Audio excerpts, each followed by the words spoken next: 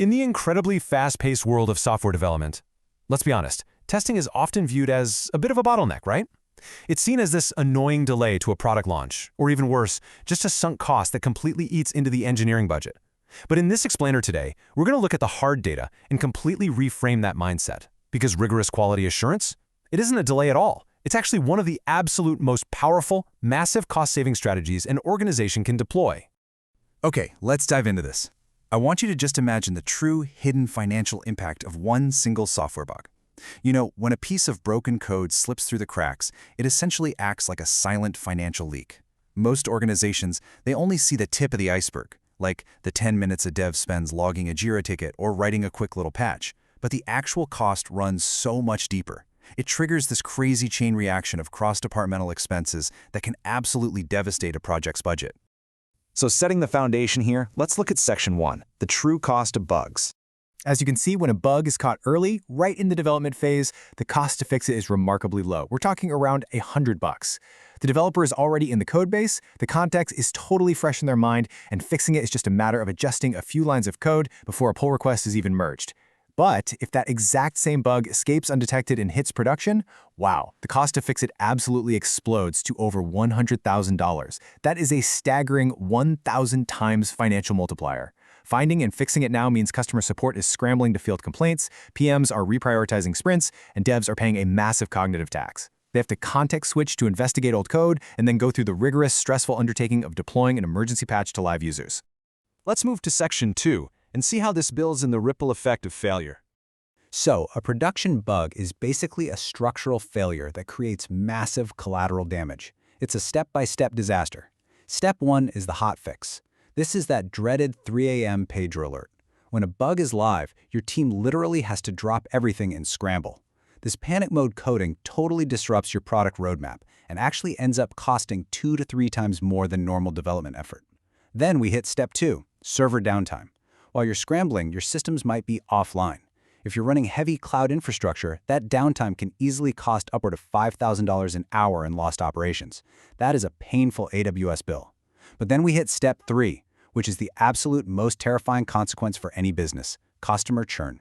And here is the stark reality of that churn.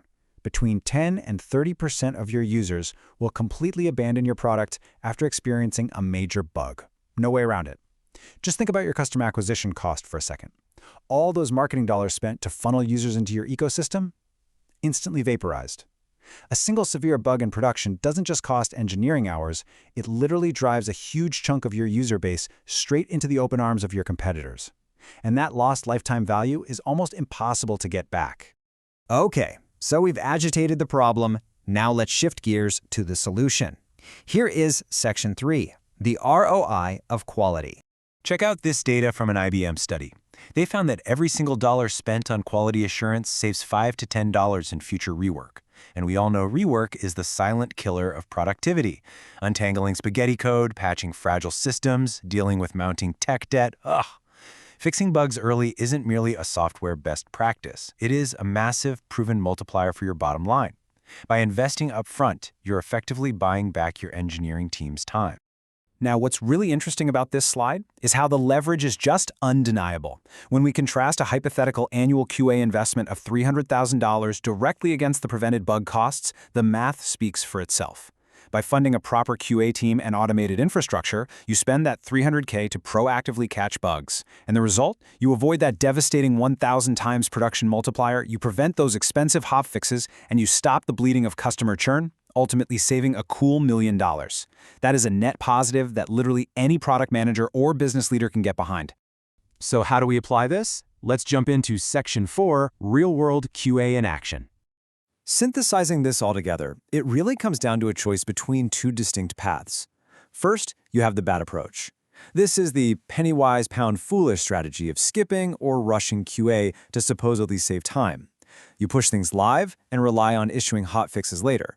But as we've seen, this just leads to downtime, burned-out engineers, and massive churn.